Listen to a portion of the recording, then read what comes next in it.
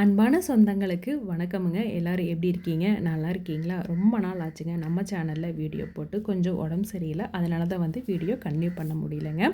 இன்றைக்கி வீடியோ வந்து பார்த்திங்க அப்படின்னா, நம்ம ஊர்லேருந்து இன்றைக்கி கொடுமுடி வந்து தீர்த்தம் எடுத்துகிட்டு வர்றதுக்காக கிளம்புறாங்க. எதுக்கு அப்படின்னா, நம்மளோட போகர் கொடித்த பொக்கிஷத்துக்கு தாங்க தீர்த்தம் எடுத்துகிட்டு வர்றதுக்காக போகிறாங்க.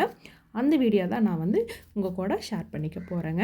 நைட்டு டிஃபனுக்கு வந்து பூரியும் கிழங்கு வந்து சர்வதாவும் தக்ஷதாவும் வந்து ரெடி பண்ணிகிட்ருக்காங்க. ஸ்கூல் லீவ் விட்டாச்சு இல்லைங்களா, அதனால் கொஞ்சம் கொஞ்சம் வந்து சமையல் வேலையில் வந்து கற்றுக்கங்க அப்படின்ட்டு அவங்க அப்பா சொல்லியிருக்காங்க. அதனால் வந்து 2 பேரும் பூரியும் கிழங்கு ரெடி பண்ணிகிட்ருக்காங்க.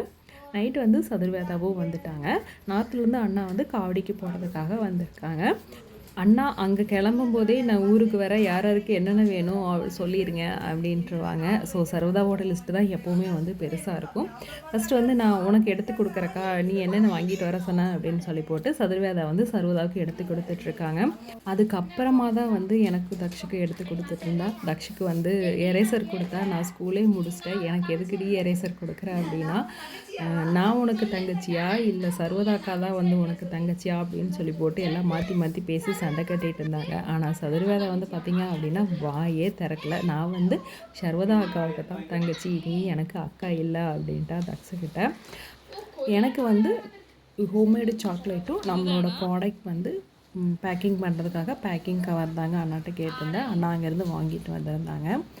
அத்திட்டு கொடுத்துரு சாமி அப்படின்னு சொல்லி போட்டு அண்ணா சொன்னாங்க. ஆனால் சதுர்வேதா வந்து எங்கிட்ட வந்து பேசவே மாட்டாங்க. வாட்ஸ்அப்பில் வாய்ஸ் மெசேஜ் மட்டும்தான் பண்ணுவாங்க.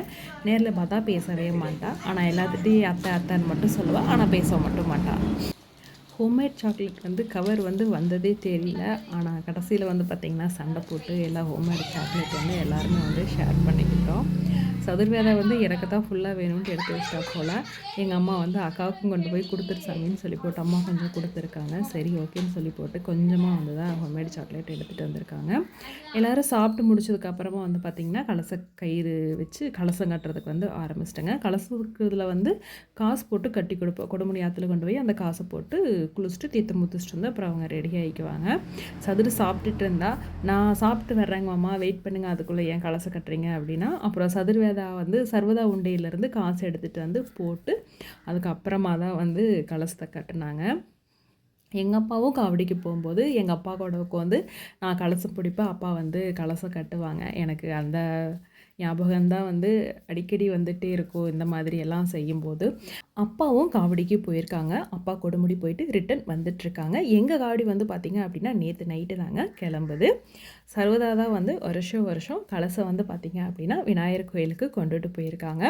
போன வருஷம் இந்த காவடி வீடியோ வந்து பார்த்திங்க அப்படின்னா சர்வதாஸ் கிராஃப்ட் சேனலில் வந்து பார்த்துருப்பீங்க. இந்த வருஷம் சர்வதா ஃபேமிலி விலாக் சேனலில் வந்து பார்த்துட்ருக்கீங்க. ஃபஸ்ட்டு வந்து சவுண்டம்மன் கோயிலில் போய் ஆறுமுக காவடி வச்சு அங்கே காவடிக்கு பூஜைகளை முடிச்சுட்டு சாமி கும்பிட்டு வந்து அதுக்கப்புறமா தாங்க வந்து விநாயகர் கோயிலில் வச்சு சாமி கும்பிட்டு காவடி வந்து கிளம்புவாங்க.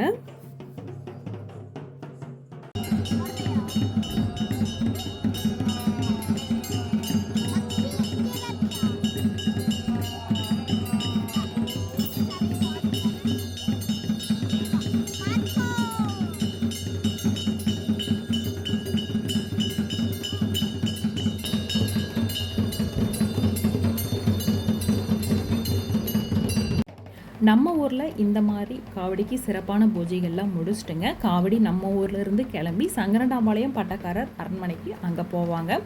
அங்கேருந்து மராபாளையம், நாதம்பாளையம், சங்கரனாம்பாளையம், தொட்டம்பாளையம் இந்த மாதிரி சின்ன சின்ன கிராமத்துலேருந்து காவடிக்காரர்கள் வந்து எல்லோரும் ஒன்று சேர்ந்து பட்டக்காரர் அரண்மனையிலேருந்து கொடுமுடிக்கு தீர்த்தம் எடுத்துகிட்டு வர்றதுக்காக போவாங்க.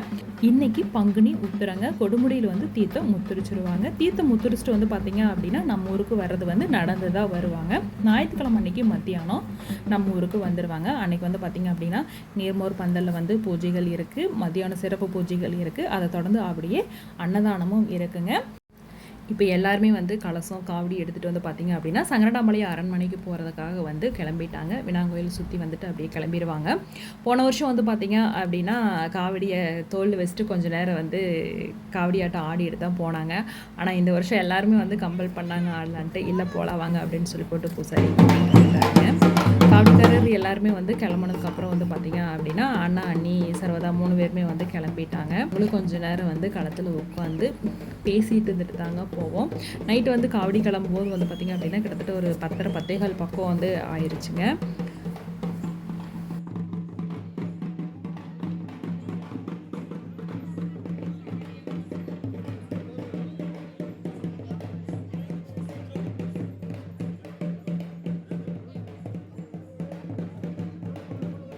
சதுர்வேதாவை வந்து இருக்க சொன்னேங்க. இருத்தங்க நாளைக்கு இருந்துட்டு நாளான்னைக்கு மாமா காவடி வரும் பார்த்துட்டு அப்புறம் போகலாம் அப்படின்னு சொல்லிட்டு, இல்லை நாளைக்கு வந்து தாத்தா காவடி வந்துரு, அங்கே ட்ரம்ஸ் எல்லாம் இருக்குது நான் போய் பார்க்கணும் அப்படின்னு சொல்லி போட்டு கிளம்பிட்டாங்க.